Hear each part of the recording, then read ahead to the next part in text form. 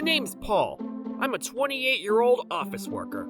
Well, I work for a small company run by my dad and wear workwear in the factory often. So I won't exactly call myself an office worker. I'd rather wear workwear and tinker with machines than wear a suit. I remember getting scolded by my dad for wandering around here thinking it was a playground full of treasures when I was little. I have a robot freak genius younger sister, Paige. She actually built a cat-shaped robot for her summer project in elementary school. She's very passionate about this, so she's now pursuing research in robotics at a university lab.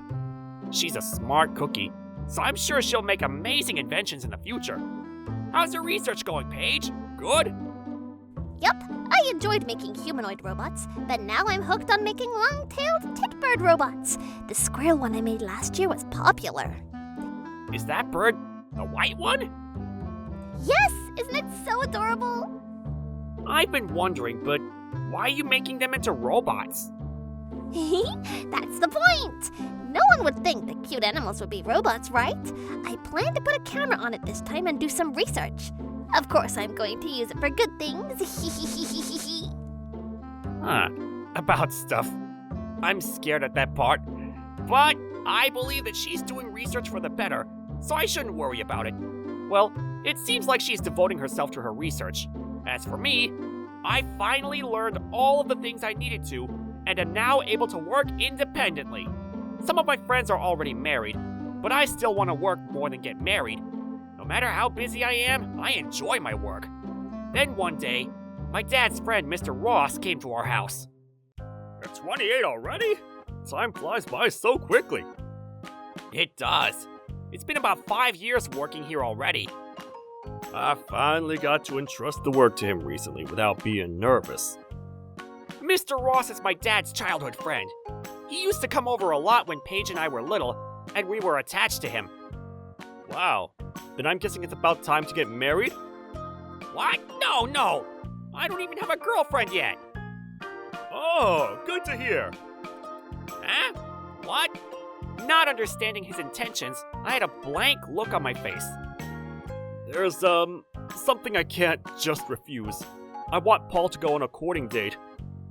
What? Courting date? I was stunned by this.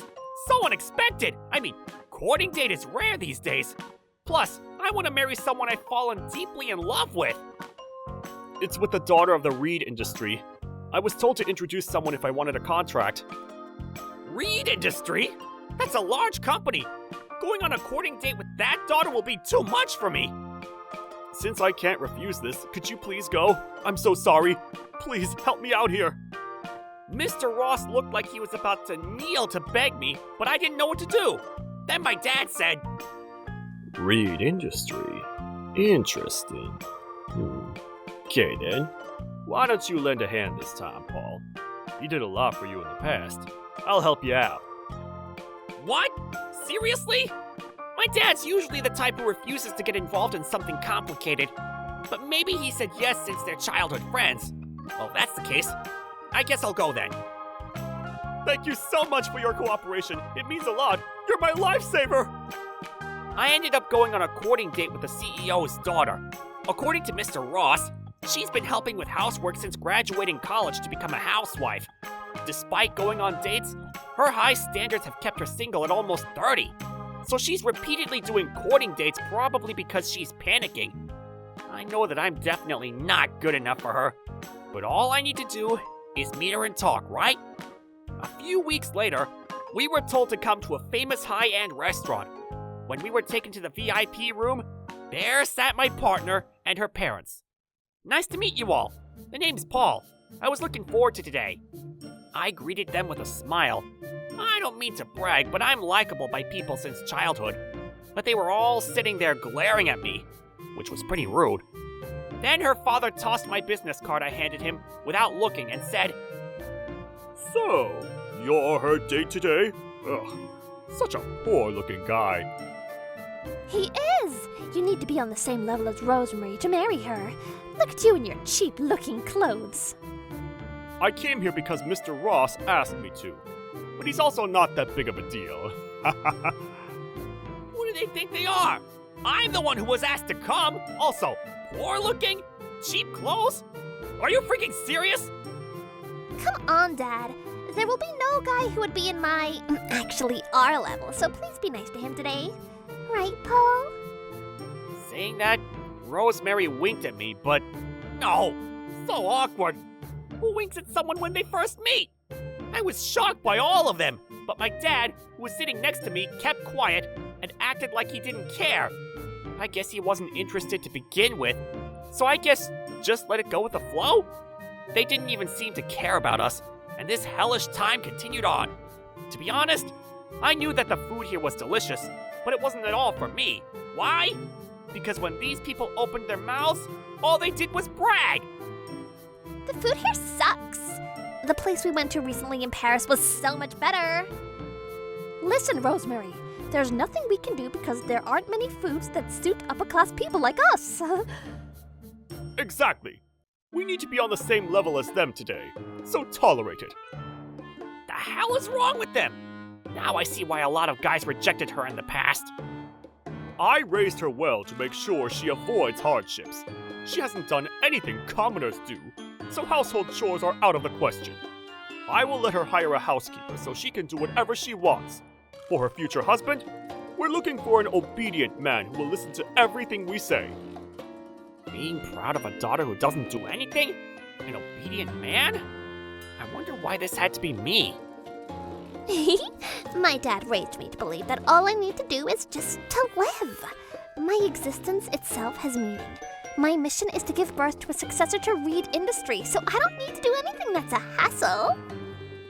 Damn, isn't she embarrassed to proudly talk about such values nowadays? No way in hell I want to become a family with these people. But I need to save Mr. Ross, so I'll just go along with the conversation for now. By the way, I heard that you're considering expanding overseas? I tried to change the subject to what I looked up beforehand about them. What countries are you thinking of? However, they began to frown and got pissed off. Why do I need to answer that? Are you misunderstanding something? I don't want a son-in-law who will interfere with my business. Okay, that didn't work. I'll just be quiet then. Mr. Ross told me that you'll be a nice, quiet guy, but I guess not. Anyways, where do you work? They didn't even bother to check my background? Seriously? Wow, they're looking down on me. My family runs a small company. My dad right here is the CEO, and I'm an employee that... While I was explaining, Mr. Reed interrupted me. What? Did you just say company? Really? Listed companies are only called that, like ours. Small family businesses like yours are called local factories, you know. Well, it is indeed a small local factory, but... Company? Pfft. He's one of those idiots who says that they have a company even though it's a lame one.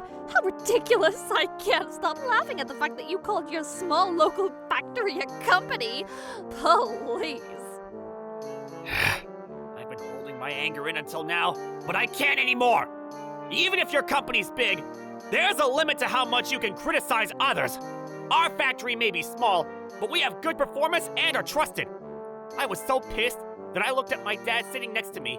I thought he might be pissed too, but he still remained calm and said this to me.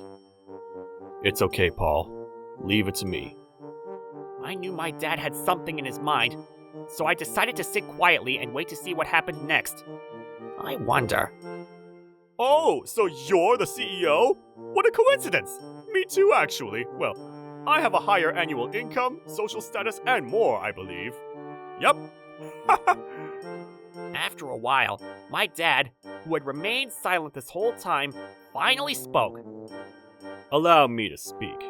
Ain't you guys being rude? You've been blabbing about ridiculous things from the beginning, but we've been running a factory since you were born. So shut up! He's usually a quiet guy, but he's a G. Normally I'd see a cherry blossom blizzard around him like in movies, but not today. For a reason. You looking down on small factories means you don't know that we've been making parts of your equipment for decades, huh? We're actually business partners, but I'll no longer be one anymore. Goodbye. What? Equipment? Business partners? By seeing his face, it looked like he really didn't know. Also, Seems like you've been plotting your expansion overseas by having the nerve to try to steal transactions from Pawnee Corporation, huh? How dare you? What? I haven't heard anything about that. Wait, how do you know that? You should check everyone's background next time. The CEO of Pawnee Corporation's my wife. That's right. In fact, my mom's the CEO of the world-famous Pawnee Corporation. Since her main business is overseas, she's always on business trips. My mom and dad fell in love while trading products made by my dad's company. Seems like the love story between them was talked about a lot back then. Hold on, wait a minute. So you're telling me that your factory is that world-famous... Mr. Reed then took a quick look at my business card and finally realized. Our products are one of a kind and are popular all over the world. I continue to do business with your company because your father was good to me, but not anymore. No! Without your products, I'm so sorry! Pawnee Corporation? This isn't happening. Then they instantly turned pale and collapsed on the spot. She called me recently, telling me something was going on. So after some investigation, I found out that they were doing shady business. I wanted to do something to get back at them, but I didn't need to. What? He knew this was gonna happen from the beginning? Why didn't he tell me beforehand? Sorry, Paul. You're too honest and bad at acting, so I kept it a secret. While we were feeling good defeating the bad guys, it seemed like one person didn't know what was going on. Wait, you're the son of Pawnee Corporation's CEO? Oh my... Yes! I finally found someone on my level! Wow, is she serious? Ignoring all three of them, we left the restaurant. The face when he found out the truth. That was so satisfying. After that, Reed Industries stopped producing new products since we terminated with them. Also, my dad spread rumors about their shady business, so they quickly fell into financial difficulties and went bankrupt with a huge amount of debt. So they're all living in extreme poverty right now. As for us, we gained more and more new customers, and our sales are soaring. But my dad doesn't seem to have any plans to expand our business, which I think is fine. I respect that. Today, my mom returned to New York after a long time, so we four are spending time together now. Paul, you've gotten bigger and stronger since the last time I saw you. I think it's about time to leave the factory up to him, honey. What are you saying? As long as I'm alive. Yeah, I know. I understand. I'm not ready yet. But I promise to not depend on you two. I want you two to be healthy and live together. Hey, if you two can't and still have everything above your necks, you could live for about 200 years with the robot buddy I invented. Paige, did you become a mad scientist? What? No, like I said before, I'm going to use it for good things. Thank God, but how on earth did you invent that though? Well, that's actually a secret.